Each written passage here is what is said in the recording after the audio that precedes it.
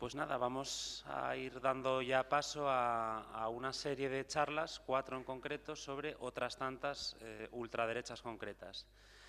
De las cuales la primera va a ser una conexión desde Argentina con Natalie Incaminato, la Inca, que es pues, bueno, una youtuber, una influencer, quizás no tan conocida aquí en España, pero muy conocida ahí en Argentina, y que tiene un libro titulado El peronismo para los jóvenes. Ella nos va a hablar de la ultraderecha argentina. Nada, le damos paso ya.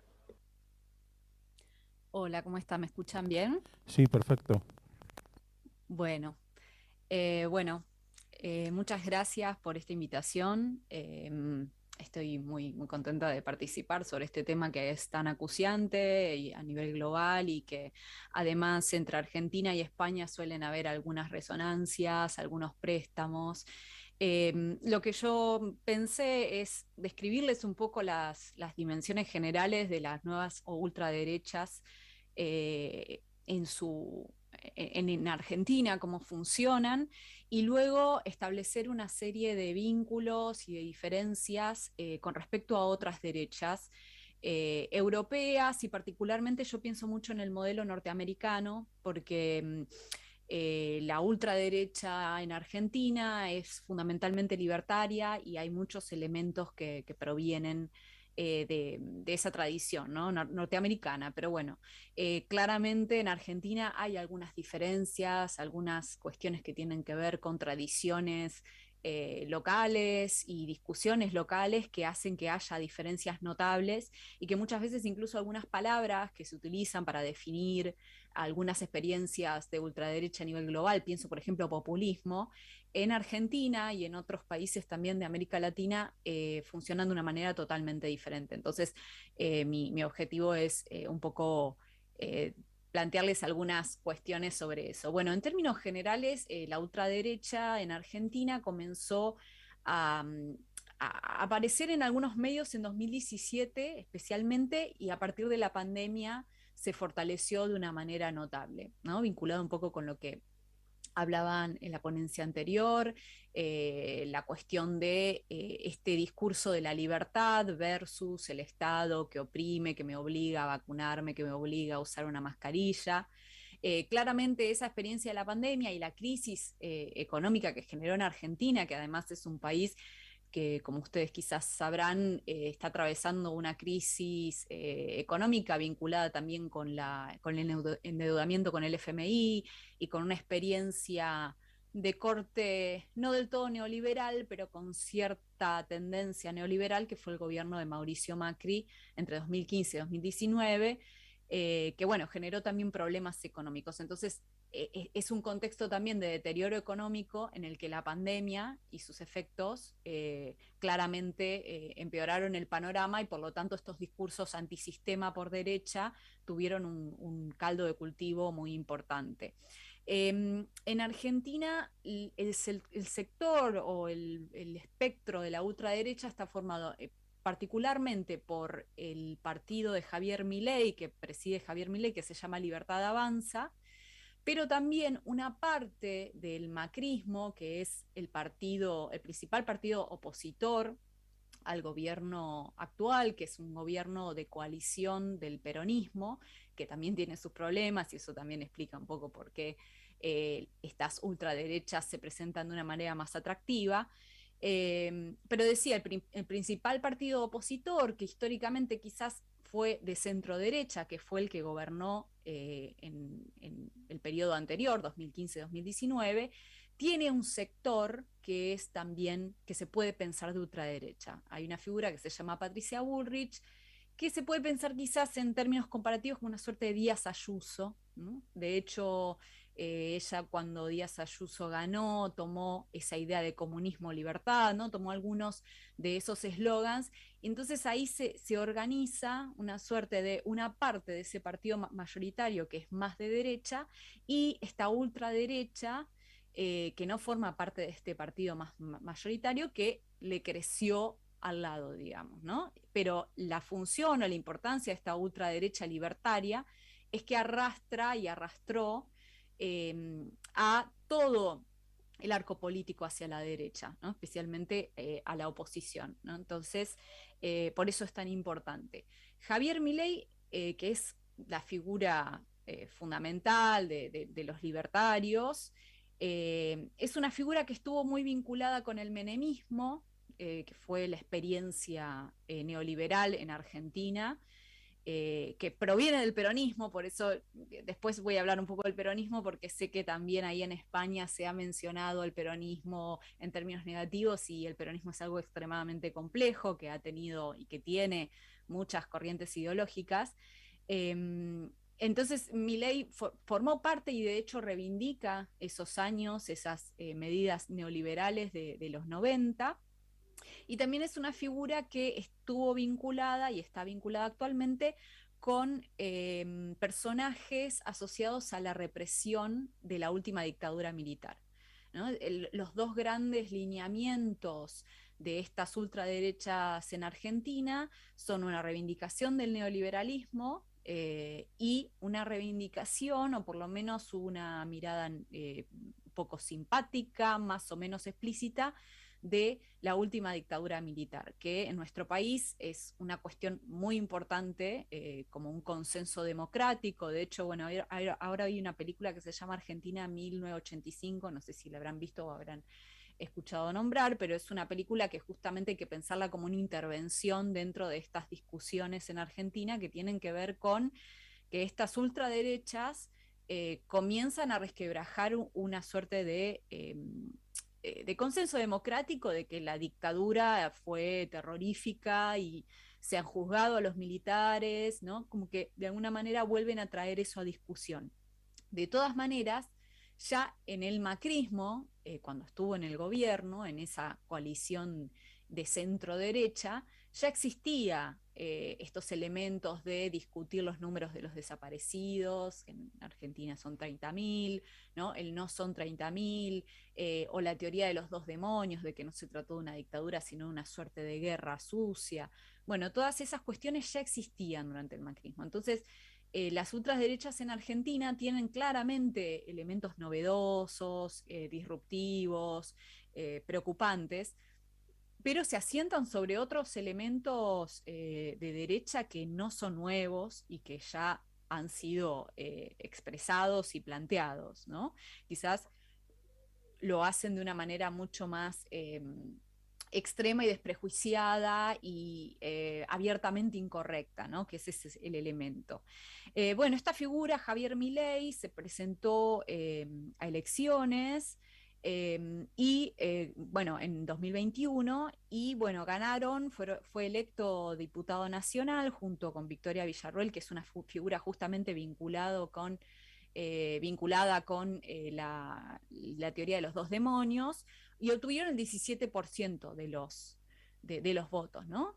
La explicación acá en Argentina del 17% y del hecho de que esta ultraderecha pueda conseguir una banca, tuvo que ver un poco con la idea de la crisis de representación, con el voto bronca, ¿no? Con una parte del electorado que vio fracasar al gobierno de Mauricio Macri, o sea, de la centroderecha, que vio fracasar actualmente a la coalición del peronismo, porque la economía efectivamente se deterioró en estos años con algunas pequeñas modificaciones, pero se deterioró, y a este gobierno le complicó además la cuestión de la pandemia y de la guerra.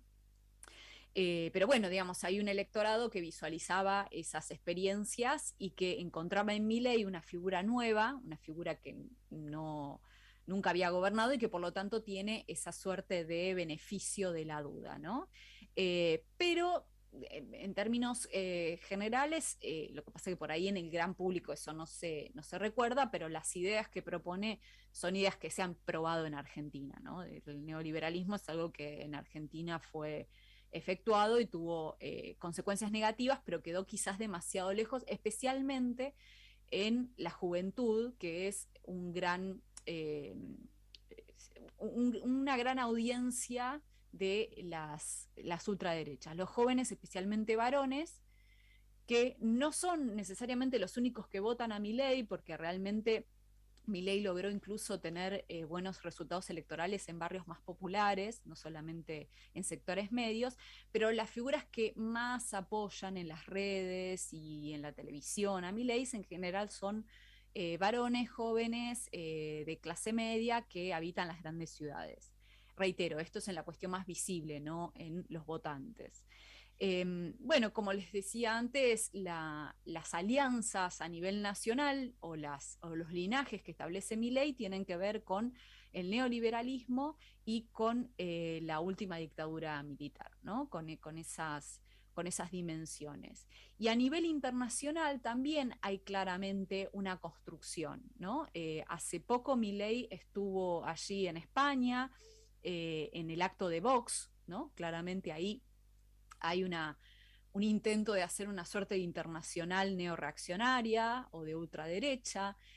También apoyan de una manera muy intensa a Bolsonaro, a Cast en Chile, que era el opositor o la otra fórmula alternativa a Boric. En fin, ellos a Trump en Estados Unidos, ellos establecen estas internacionales neoreaccionarias que, bueno, la contrapartida en la vereda enfrente son los que tratamos de hacer una internacional al revés, ¿no? De las centroizquierdas o de las izquierdas latinoamericanas especialmente. Eh, bueno, les cuento un poco algunas características y diferencias con otras ultraderechas, bueno, las norteamericanas y las europeas fundamentalmente, porque quizás para entender el fenómeno de estos movimientos de ultraderecha, la bibliografía más presente que tenemos y creo que todos por lo menos conocemos, es bibliografía que eminentemente habla o habló primero de las experiencias norteamericanas, ¿no? Y que tienen claves para pensar otras experiencias, pero que en algunas dimensiones hay diferencias notables. La primera característica de la ultraderecha en Argentina es que es altamente economicista. Javier Milei es un economista que defiende la escuela austríaca y también la escuela de Chicago, que se autodenomina anarcocapitalista, pero en la práctica minarquista, esto es que el Estado tiene que tener un lugar muy minoritario, lo más minoritario posible. Eh, y eso es lo que fundamentalmente sustentó el discurso, la cuestión económica, asusado por supuesto con el problema de la inflación que tiene Argentina, ¿no? Que de alguna manera hace que ese tema sea realmente acuciante, y Milei pone todo el tiempo como una solución a eso, eliminar todo intervencionismo estatal, ¿no? Ahí neoliberalismo puro y rabioso como una suerte de solución. La cuestión que también vincula a los o que se incluye en el ideario de ultraderecha, que tiene que ver con antivacunas, también en la pandemia fue claro, pero en Argentina no terminó de ser tan intenso. Hay una cultura en Argentina de valor y darle crédito a los médicos y la gente se vacuna. Entonces fue algo bastante minoritario, existió, pero no fue del todo tan importante. Esto lo pienso especialmente a partir de la ponencia anterior, de que aquí en Argentina quizás no fue algo tan de una magnitud relevante, o que por lo menos salte el cerco de los libertarios. Pero esta cuestión económica sí, y la otra dimensión que tiene que ver con el antifeminismo, con la oposición a lo que ellos llaman la ideología de género, a los derechos LGTBQI más, fue quizás más presente en las figuras de las redes, ¿no? En los influencers de ultraderecha, que a su vez son diferentes, algunos hablan más de política representativa, otros hablan más en contra del feminismo, pero no era algo tan presente en el discurso de Milei y de las figuras de derecha en la televisión, por ejemplo. Aquí en Argentina la televisión sigue siendo muy importante. Las redes crecen, pero la televisión sigue teniendo una importancia bastante fuerte en la legitimación y en el conocimiento de los candidatos, por eso los candidatos de ultraderecha siguen valorando ir a la televisión. Y en estos últimos meses yo por lo menos comencé a visualizar que comenzaron a recrudecer este discurso antifeminista, antiministerio de la mujer, que sé que es algo que también se discute en España, ¿no? Esta cosa de que el Ministerio de la Mujer es como una suerte de agujero de déficit fiscal que no sirve para nada. Bueno, eso también existe en Argentina. Eh, y, y eso es algo más nuevo, ¿no? No hay tanta importancia. En Argentina tenemos grupos evangelistas y tenemos grupos religiosos que están en contra del aborto, que fue una ley lograda hace no mucho tiempo, pero no es tan fuerte como en Brasil. Ahí yo creo que hay un interrogante abierto. Me parece que la ultraderecha argentina sigue siendo particularmente economicista, pero estas otras dimensiones existen, claro. No queda del todo claro hasta qué punto en Argentina hay tanto caldo de cultivo para que eso se afiance un poco más. Pienso comparativamente con Estados Unidos, con Meloni en Italia, con Bolsonaro en Brasil, en donde por ahí esas ideas son un poquito más pregnantes y quizás eso tiene que ver eh, con el conservadurismo de las sociedades y también con una cuestión que en Argentina es muy importante, que el peronismo, por ejemplo, que es el gran enemigo de los libertarios por una cuestión económica, es un movimiento y una identidad política que también incluye gente que está en contra del aborto o que es más conservadora en esas dimensiones. Entonces, es un tema que acá en Argentina complica un poco las decisiones. No está tan claro como quizás parece estar en otros países en los que la ultraderecha sostiene estar en contra del aborto, de los derechos de las minorías sexuales, y los no libertarios plantean lo contrario. Está un poco más confundida esa cuestión. Otra de las características de la ultraderecha en Argentina, que tiene que ver con la ultraderecha global, es la altisonancia y la rebeldía, ¿no? Que forma parte del pensamiento conservador ya hace muchos años. Eh, la idea de la agresión como un elemento en la discusión política para generar escándalo, para hacer enojar, es fundamental. Milei la sostiene en los zurdos, por ejemplo, ¿no? Dice tiemblen zurdos. Zurdos, no sé si, bueno, es gente de izquierda, ¿no? Izquierdistas. También esta idea de decirle, de acusar de zurdos a cualquier tipo de intervencionismo estatal, aunque sea absolutamente light. De hecho, para los libertarios y para Milei, un sector del macrismo que tiene más unas ideas neoliberales o flexibilizadoras o antiintervencionistas, para ellos también son socialistas, ¿no? Esta operación de la ultraderecha de llamar socialista a cualquier tipo de configuración política. Y uno de los ataques privilegiados de esta altisonancia y rebeldía son la casta, que tengo entendido que en España es diferente la idea de la casta, pero acá en Argentina es la casta política el gran objeto de crítica de la ultraderecha, ¿no? Se localiza en la casta política el privilegio, una élite, y que todo el resto de las personas y de la sociedad son una suerte de víctima de esa casta política, ¿no? Entonces, la inteligencia quizás de Milei en este antagonismo es conectar con algo que también está muy presente en Argentina, que es la crisis de representación política, muy vinculada con nuestras crisis económicas. Cada vez que hay una crisis económica, la política sufre de este descrédito, que es muy fuerte y que, reitero, tiene una genealogía y va tomando distintos matices ideológicos. En el 2001, que fue una gran crisis aquí en Argentina, esa antipolítica tomó quizás un cariz más de izquierdas, más movimentista, vinculado con asambleas, y en este contexto estamos viendo que toma un cariz más de derecha, especialmente en lo económico, ¿no? Esta idea de que la casta política es la gran culpable del déficit fiscal y del déficit económico, y que bajar el gasto es terminar con los políticos, algo que claramente no tiene sustento en los números de la economía argentina ni en general, pero es una suerte de eslogan que tiene mucho éxito, ¿no? Que realmente conecta con una antipolítica en buena parte de la sociedad argentina que no es nueva, ¿no? Y que se asusa cada vez que hay una crisis económica.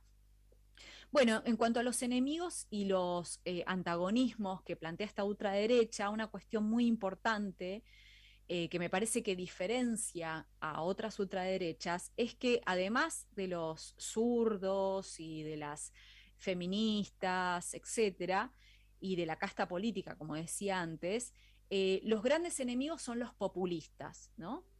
Sabemos muy bien que se ha definido a fenómenos como Trump y otras ultraderechas europeas como populismo, pero aquí en Argentina y también en Brasil, en Bolivia y en otros países de Latinoamérica, el populismo define a estas experiencias de gobiernos de centro izquierda, el kirchnerismo, Lula da Silva en Brasil en su momento, que se caracterizaron por más bien una ampliación de derechos, una cierta redistribución del ingreso, una un establecer antagonismos a la manera un poco laclosiana de plantear corporaciones o élites económicas versus el pueblo, ¿no? Entonces, el populismo en nuestro país claramente es una palabra que no define a la ultraderecha, o por lo menos en los usos más extendidos, sino que más bien son los enemigos de la ultraderecha. Hay un elemento antipopular bastante fuerte también en estas ultraderechas, a veces declarado y a veces no.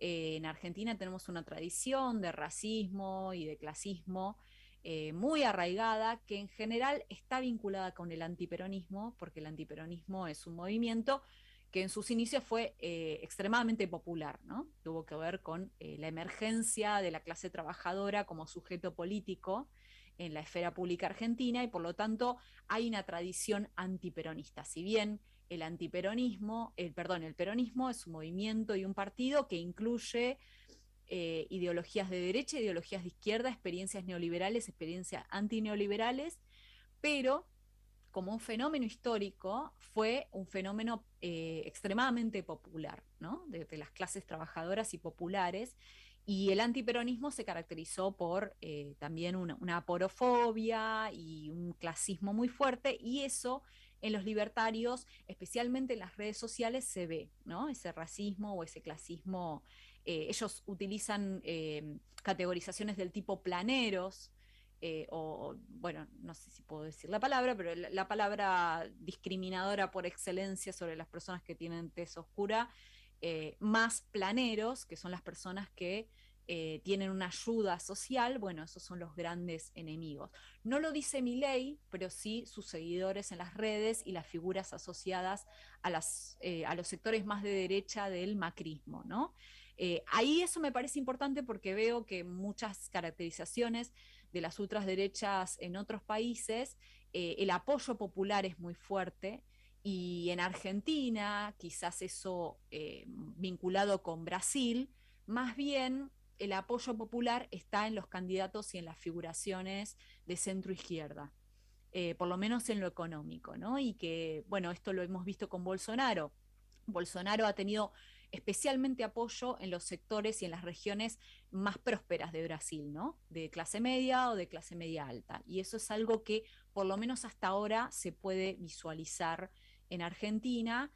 Sí hay una crisis de representación política, como les decía antes, que a veces hace que esas cosas se complejicen, pero en términos generales se mantiene de esa manera. Y bueno, dos elementos para finalizar y no hacerlo mucho más largo sobre características de la ultraderecha en Argentina, que no es nacionalista, que eso también me parece un elemento muy diferente y sí, diferente especialmente de Estados Unidos y de algunas experiencias europeas, porque la ultraderecha en Argentina es muy pro Estados Unidos, ¿no? En ese sentido hay un internacionalismo que tiene que ver con incluso cultural, ¿no? De defender y de estar todo el tiempo tomando como modelo, especialmente Estados Unidos. Sí hay una pugna o intentan hacerse con los símbolos nacionalistas, con la bandera argentina, por ejemplo, pero en Argentina el peronismo es un partido que siempre ha sido muy nacionalista, ¿no? Y en países en vías de desarrollo o que han sido históricamente subyugados por el FMI o por otras experiencias de colonización o de dominación global. Como sabrán, el nacionalismo en Argentina también tiene unas grandes tradiciones de izquierda, ¿no? O sea, el nacionalismo no deja de ser en muchos países de Latinoamérica un sinónimo de emancipación del imperialismo, y eso en el peronismo es muy fuerte desde sus inicios. Y si bien existió un nacionalismo de derecha, incluso vinculado con el peronismo, actualmente no es tan presente esa línea, ¿no?, del nacionalismo de derecha. Existe, pero es muy marginal. La ultraderecha en Argentina es especialmente no nacionalista, aunque pueda pugnar por los símbolos y aunque pueda retomar algunos elementos, pero no es su característica fundamental, y en todo caso el nacionalismo es algo que está en pugna con el peronismo y la versión incluso de centro izquierda del peronismo, ¿no? Que lo representa, para facilitar un poco las coordenadas, el kirchnerismo, y que es ese peronismo al que personajes como Díaz Ayuso, allí en España, critican como una suerte y quieren asusar como una suerte de fantasma, ¿no?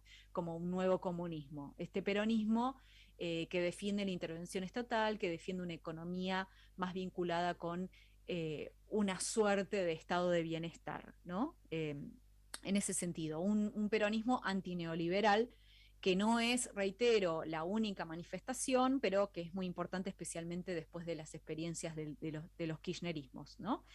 Y por último, y esto para finalizar, que es muy importante porque pasó hace muy poco tiempo, las ultraderechas en Argentina ya lamentablemente han pasado al acto, ¿no? Yo creo que eh, como somos tardíos y cuando uno ya visualiza cómo fue el derrotero de la ultraderecha en Estados Unidos, uno la pregunta que tenía a partir especialmente de 2020 era, bueno, esta ultraderecha argentina va a pasar al acto, va a suceder algo terrible como ha sucedido en Estados Unidos en términos de violencia física, etcétera. Y efectivamente sucedió este año, en septiembre, un grupo de ultraderecha llamado Revolución Federal, que es un grupo no tan grande, pero que se ha demostrado, y actualmente eso se está estudiando, se está investigando en la justicia argentina, que ha sido financiado, y muy financiado por figuras vinculadas con el macrismo. Fíjense que acá hay asociaciones entre estas figuras políticas mucho más tradicionales y estas nuevas derechas. Este grupo, Revolución Federal, entonces financiado, planificó y ejecutó el intento de asesinato a la vicepresidenta Cristina Kirchner, que es la gran representante de estas dimensiones que les decía, de la intervención estatal, y que además en Argentina ha sido muy atacada por supuestos actos de corrupción, muy similar al caso de Lula da Silva, ¿no? Esta idea de Cristina Kirchner chorra, corrupta, que se llevó toda la plata y que por eso estamos mal, es algo que la ultraderecha y también la derecha en Argentina planteó de una manera muy intensa, y este grupo entonces llegó a esta conclusión de que había que matar a la vicepresidenta, intentó hacerlo, le gatillaron en la cara y el proyectil no salió, pero el arma estaba efectivamente cargada. O sea, fue verdaderamente un milagro que no hayan matado a la vicepresidenta, ¿no? Entonces, bueno, estamos en esa situación compleja. Esto pasó en septiembre, o sea, muy poco tiempo.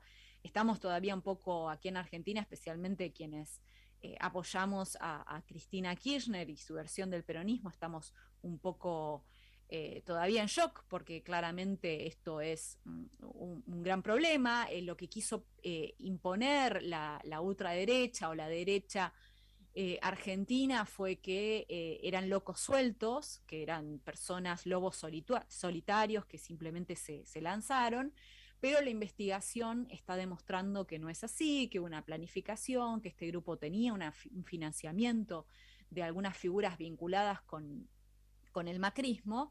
Entonces, bueno, claramente es una dimensión preocupante porque ya no tiene este olor de una moda ideológica que va a desaparecer, sino de algo un poco más preocupante y presente. Junto con esto, por supuesto, tienen sus estrategias de comunicación, tienen medios como la derecha diario, utilizan fake news, eh, tienen también canales de YouTube y de Twitch. Hay una diversidad porque hay algunos que hablan más de política representativa, otros hablan más en términos de una batalla cultural. Ahí está Agustín Laje, que quizás lo conozcan porque lamentablemente lo hemos exportado hacia España.